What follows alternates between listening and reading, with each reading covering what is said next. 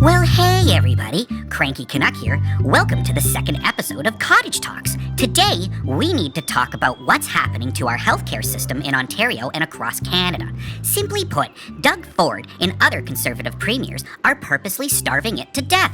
They're cutting funding to the bone and amputating a few limbs, all so they can sell it off to the highest bidders. And if you think our hospital system sucks now, just wait till we have these fucking guys doing up the budget for your next heart surgery. Business, business, business, business, business. And it's not just the funding that's a problem here.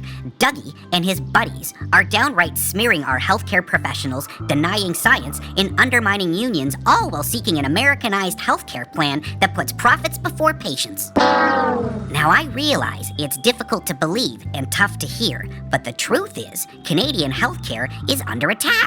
And as privatization begins, it'll no doubt be driven by wealth and greed at the expense of the well-being and care of the public. These fascists work fast. Like clockwork, they make their cuts and let the system implode, and then have the nerve to act all surprised when people fucking hate their stay in the hospital so much they begin to believe the lies that widespread privatization is some kind of solution. But holy fuck, this is no solution. This plan is gonna be a real turd sandwich for all of us. Privatization is only going to make the staffing problems in our healthcare system worse.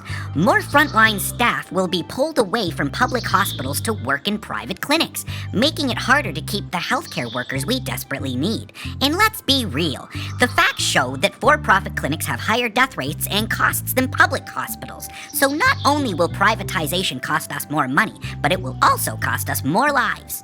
This move is not about improving healthcare for Ontario, it's about making a profit. It's about privatizing a public service for personal gain and control. Dougie and his buddies have been playing this game the whole time, pretending to fight for our healthcare funding while refusing to meet Ottawa's conditions.